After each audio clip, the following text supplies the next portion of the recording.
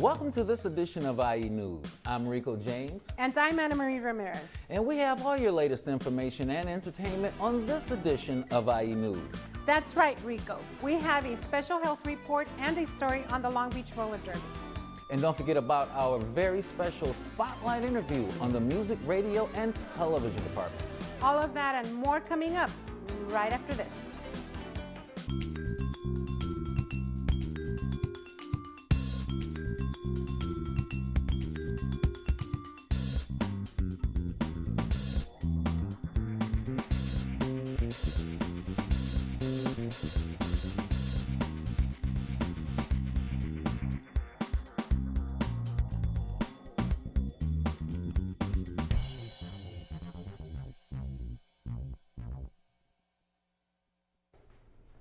Welcome back to IE News. Now for our top stories. LBCC's Cultural Affairs Council is holding a food drive for Thanksgiving baskets for students in need. If you are interested in helping those less fortunate this holiday season, please bring your donations to the Office of Student Life, located in GG 200 at the PCC campus or E117 at the LAC campus. Donations are needed by Friday, November 19th. Please call 562-938-3985 for more details about the food items needed. The UC and CSU Fall 2011 online transfer applications are available. The priority filing deadline is November 30th for both systems. If you need help completing your application, you can attend a transfer workshop. Go to the Transfer Center website at www.transfer.lbcc.edu for more information. Don't miss the Fall Dance Ensemble presented by LBCC's Department of Theater, Dance, and Film. The performance will be held November 19th through the 21st at the LBCC Auditorium. General admission to this amazing performance is $15 and $10 for students, staff, and seniors. For more information, contact 562-938-4563. Are you interested in sharing American culture and diversity with an LBCC international student? Want to expose your friends and family to students from different cultures and backgrounds? If you're interested in giving an international student the opportunity to see how an American family celebrates the holidays, please call 562-938-4348. The LBCC Senior Center invites those 50 years old and over to join them on any one of the series of mini tours to interesting local destinations beginning November 18th through December 2nd. Tours cost $25 for the bus and a minimal charge that varies with the destination. For more information, please call 562-938-3048 or sign up at the LBCC Senior Center on the PCC campus. We now have a special message from President Eloy Oakley on a new faculty award that is chosen by students. Let's take a look. Long Beach City College students, I want to hear from you. Who are the very best faculty and staff members we have here at Long Beach City College and how they've impacted your experience here? For the first time, Long Beach City College is going to go recognize its very best faculty and staff with a Student Success Award. These are the individuals who have had the greatest impact on your success. We want to know about them. We want to recognize them. We want to know what's working here at Long Beach City College. And of course, what's working here are the people, the faculty and staff. We need to hear your stories. We need to hear who has had the greatest impact on your success here at Long Beach City College. So, take some time, record a video of yourself, come into the Student Success Center. We can help you record yourself or submit a YouTube video. There'll be more details online about how you can submit your video. But we really need to hear from you, the student, who is having the greatest impact on your success here at Long Beach City College. So thanks, and we look forward to hearing your stories. It is very important that we as students acknowledge those special instructors that have made a difference in our lives. We really encourage all students to go online and submit their nominations. Don't go anywhere. We have your top 10 radio countdown, entertainment report, and much more coming up.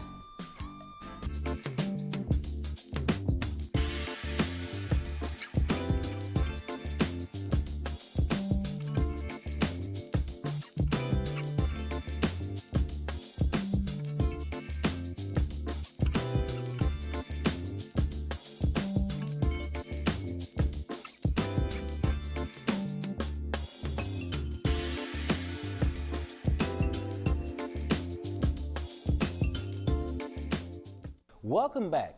Are you wondering what movie you should go out and see this weekend? We now go to my co-anchor, Anna Marie Ramirez, for the answer. Hi, this week on my movie review, I have the film For Colored Girls. This melodrama, directed by Tyler Perry, casting Janet Jackson, Whoopi Goldberg, Hill Harper, and Richard Lawson, based off the play For Colored Girls, who have considered suicide when the rainbow is enough. In this movie review, you have the good and the bad. The women in this movie show the Afro-American talent they have. This movie consists of women that all have the same thing in common, and that is pain. These courageous women have been damaged in some form or shape and are all forced to help reach one another when they hit rock bottom. Together, they find a way to soothe their souls. On the bad side, all the men that come out are dogs, liars, and rapists. The only good male in this film is Hill Harper's character, who plays a cop and the husband to Kerry Washington in the film. It's a movie with intense emotion and action. Some scenes are a little too painful and will keep you in complete awe. Overall, it's a good movie and recommend if you're into poetry. Otherwise, you will be lost and confused, leaving the theaters in complete frustration. By far, I've seen and done better movie reviews, and I give this movie review 2 dim stars. This was my movie review. Till next time, I'm Anna Maria Ramirez. Thank you, Anna Marie. Don't change that channel. We have your top 10 countdown, weather report, and a special spotlight interview coming up. Are you getting tired of the same old grind, day after day after day? Then come to the Long Beach City College Department of Music, Radio, and Television, where you can work with professionals on state-of-the-art equipment in any path you choose. Isn't it time that you got on the fast track to a career in entertainment? Just call 562-938-4838 to sign up today. Call now! Welcome back. We now go to Tiana Carson to take an inside look at the competitive side of roller skating. The roller derby is back and it's here in Long Beach. I'm at the Dome at the Queen Mary. Let's go check it out. A flashback sport from the 70s has come back to life, and fans young and old get to witness it. Oh, I think it's great. I think it's, obviously if you see the crowd here and what it does for Long Beach, it's just an event that people can come to, and there's fire dancing here. There's, it's just the culture that this brings to the city is amazing, especially down by the Queen Mary, the Dome. I mean, most people in Long Beach haven't even been to this Dome, and so now you get to come down here and see this great event in the Dome by the Queen Mary. I mean, you really can't beat it. So it's pretty cool. The championship game between the Bixby Rollerettes and the Terminal Island Tootsies was played inside of the old Bruce Goose Dome. How long have you been doing the roller derby? Since last December, so almost a year. I've been doing it a little over a year and a half. How did you hear about it?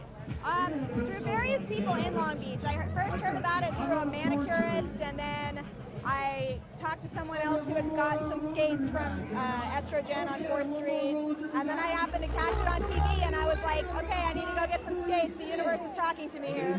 So I just went and got them and started. So, and then you had... I came from Utah, where I was a nurse, and one of my patients' mom got me into it. So, story right there. The Long Beach Roller Derby was brought to town July 2009 by veterans Diesel and Estrogen of the Los Angeles Derby Angels. Are you part of the roller derby? I am fresh meat. So you're just starting? Yes, ma'am. And how did you hear about it? How can you not hear about it? I don't know, just being in Long Beach. I ride with BA Moto, and they sponsor a lot of Long Beach roller derby stuff, so that's how I know. Okay, what is BA Moto? British American Motorcycle Riders Club. Just a group of guys that like to ride Triumph motorcycles. We do fun stuff. We help support the roller derby. We like to take long road trips, and How did you guys start to support the roller derby? just some of the people that founded the club were friends with the girls that founded the roller derby. So from there we just kind of formed a partnership, and It's been love ever since. yeah, like they come to our events when we host a party and stuff, so we come to their stuff. Sometimes we go to their practices and just hang out and like show our support for them. I don't think it's that rough. I think it's like any other sport and competitive, and as far as rough, I think they do it, with rules, so I think it's great. It's a fun time. Throughout the intense battle on the ring, with all the pushing and shoving and the Terminal Island Tootsies taking the championship home, all the girls remain good friends.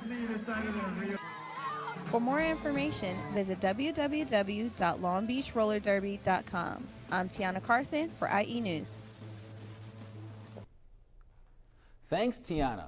What songs are topping the list on the radio? Let's go to Chris Johnson in the radio studio to find out. Hello and welcome. I am J-Man Jefferson, host of Dark Side of the Tracks, and I have your top 10 alternative rock songs of the week. Coming in at number 10, we have Barricade by Interpol off their most recent self-titled album. Number 9, we have Home by Edward Sharpe and the Magnetic Zeros off their critically acclaimed debut album Up From Below. At number 8, we have Where'd All the Time Go by Dr. Dog off their most recent album Shame Shame. Number 7, we have On the Vista by Black Rock off their self-titled album. At number 6, we have Here Sometimes by Blonde Redhead off their last album, Penny Sparkle. At number 5, we have Gobbledygook by Sigur Rós off an album which name I wish I could pronounce, but I can't. Number 4, we have I Can See the Pines Are Dancing by A.A. Bondi off his latest album, When the Devil's Loose. Number 3, we have Light of the Morning by Band of Skulls off their most recent album, Baby Darling, Dollface, Honey. Number 2, we have Ready to Start by Arcade Fire off their latest album, The Suburbs. And finally, at number 1, we have Tighten Up by the Black Keys off their critically acclaimed album, Brothers. If you liked any of these songs, you can check out my show every Thursday night from 7 to 9:30 on klbc.org. Or you can check us out locally on 1610 AM.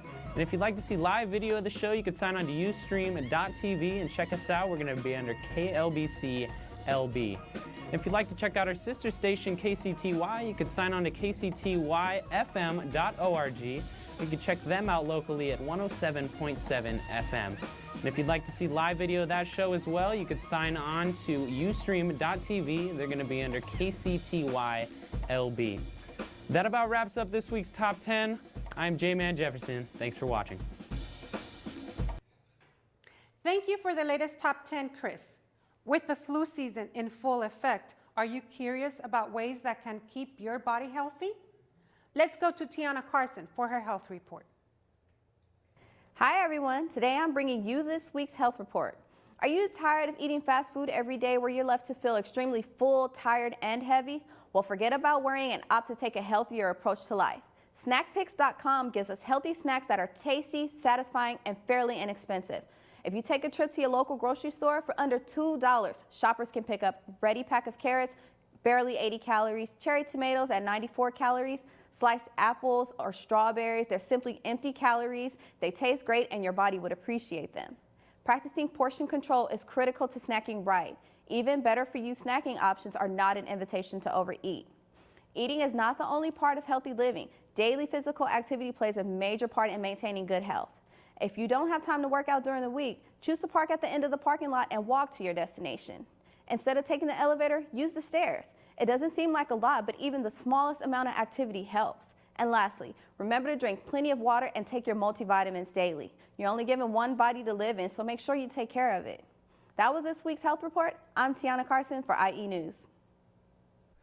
Thanks for that interesting health report, Tiana. With Thanksgiving right around the corner, let's go to IE News weather reporter Kristen Bopp to see what kind of weather we can expect for the upcoming holiday.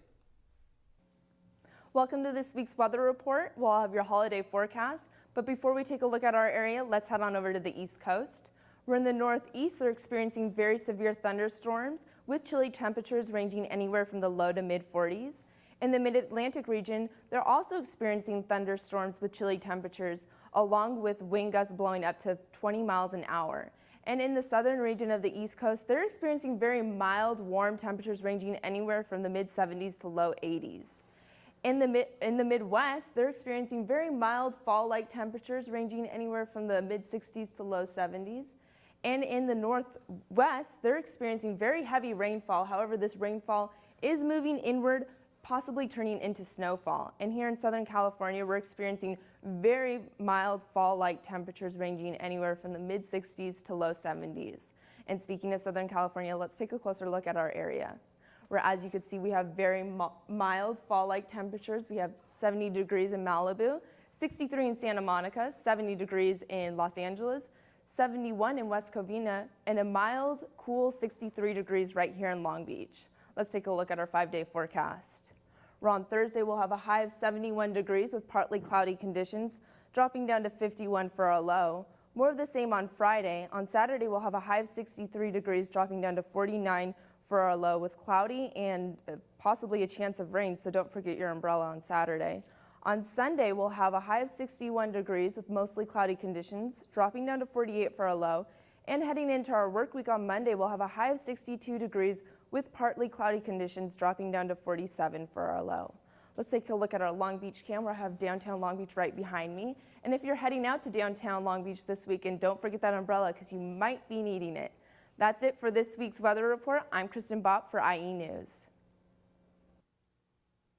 Thanks, Kristen. We now go to our special spotlight interview where we got to sit down with both Dr. Peter Knapp and Mr. Marshall Fulbright from the Music, Radio, and Television Department.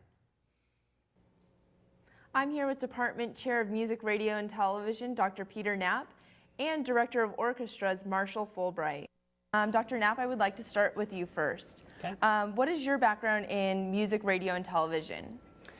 This is my 11th year at the college. I taught here for 6 years before becoming department chair. And before that, I was in grad school and came straight to this job right from grad school. Wow, so you've been involved at Long Beach City College for 11 years. That's a long time. Yep. How have you seen the progression here at Long Beach City College?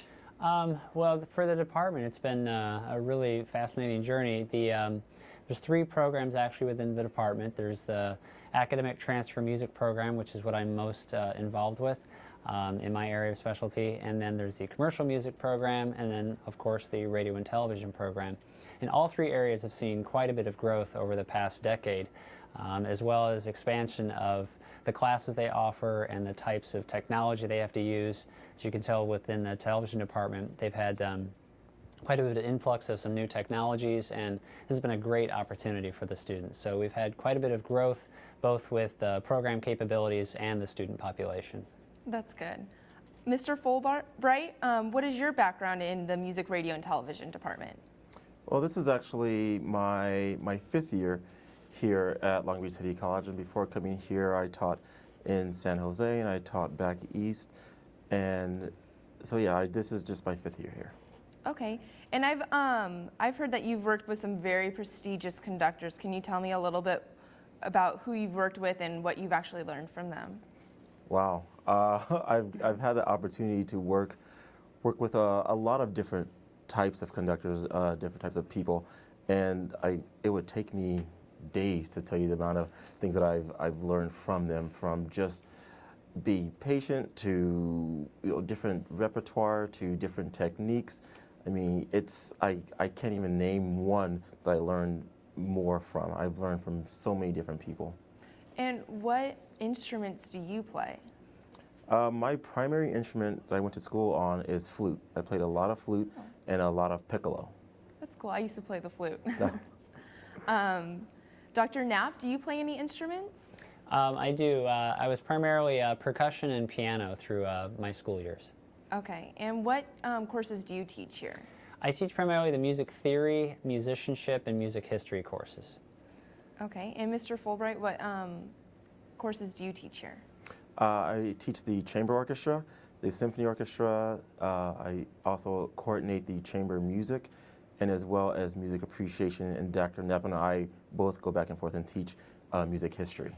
Okay, do you have any specific courses that you specialize in, that are your favorite to teach? Well, my favorites are probably the chamber orchestra and the orchestra, which is why I was primarily hired and came here. Okay. And Dr. Knapp, since you are the department chair of music, radio, and television, what are some up-and-coming events that the radio and television department can expect?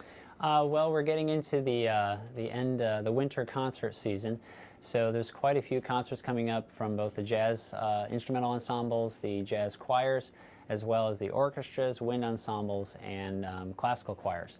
So there's quite a few concerts coming up the end of this month and the beginning of December. In fact, Mr. Fulbright, would you like to tell us what your program is coming up?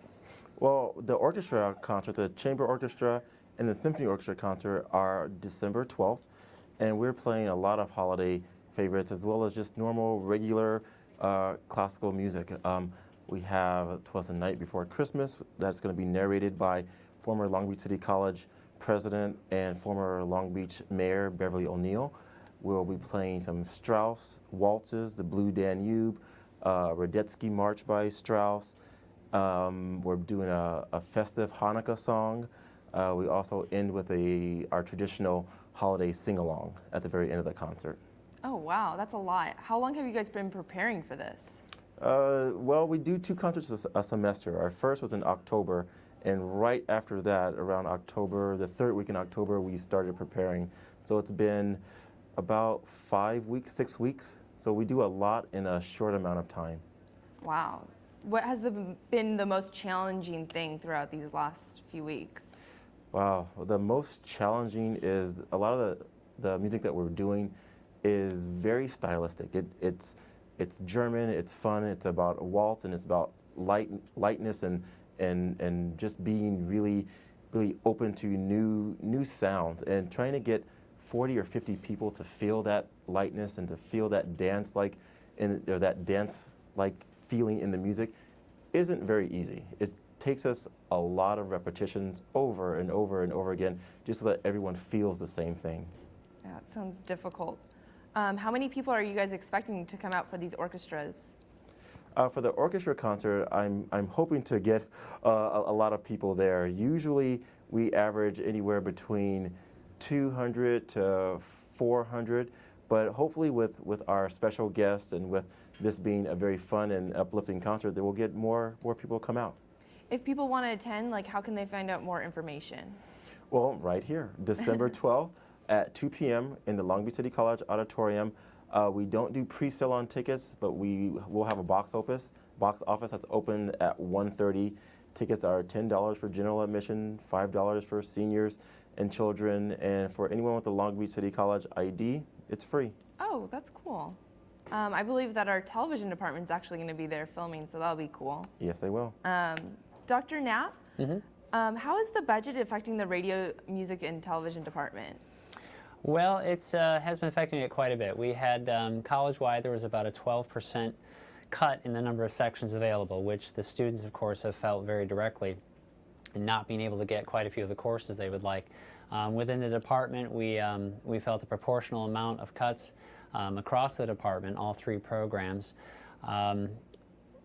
It's been difficult because there's really no end in sight just yet. We're expecting the cutbacks to continue for another year and hopefully start to see some turnaround after that point. But everything has been dropped down to really the bare minimum to let the programs actually run and students be able to get their certificates and their AAs and courses they need for transfer. But we are really running at a minimal level right now.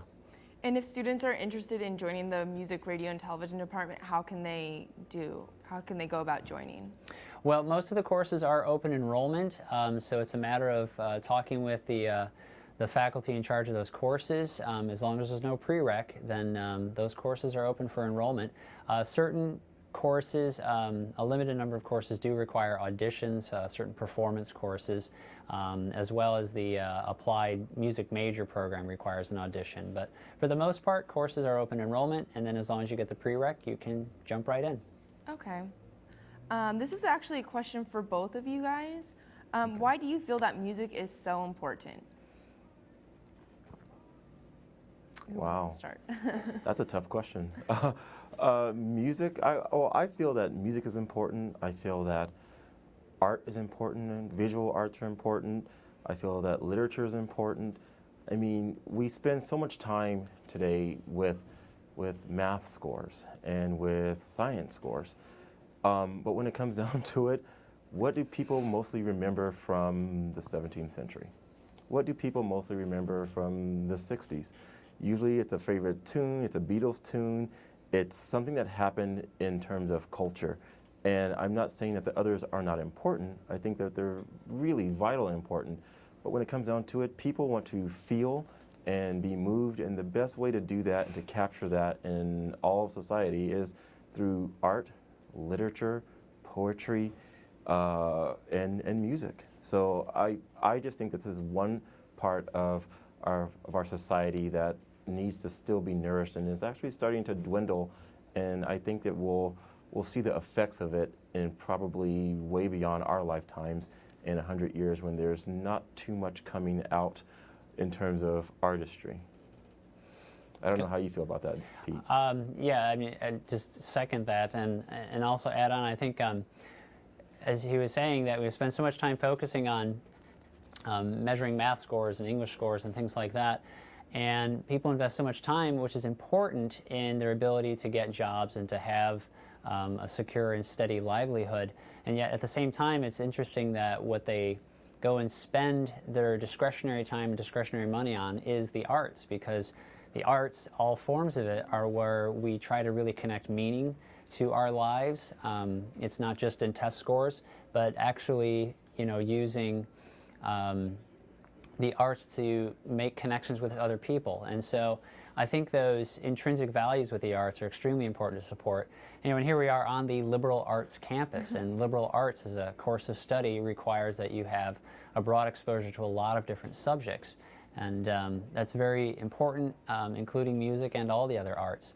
And so I think as this country is pushing forward with a lot of agendas to create jobs in different ways, that we not lose sight of how we create meaning and context for our lives and our values. I totally agree. Thank you guys so much for being with me today. That's it for this week's Spotlight interview. I'm Kristen Bopp for IE News. Thank you. Thank you. Thank you for this week's Spotlight interview, Kristen. We hope that you have enjoyed this week's edition of IE News. There are plenty of opportunities here at Long Beach City College. The Radio and Television Department invites you to join our team. If you're interested in becoming a member of our team here at Long Beach City College and produce great television, please call 562-938-4892. We are now leaving you with a music video produced by my co-anchor, Rico James. Have a great evening, and from all of us here at IE News, we thank you for watching.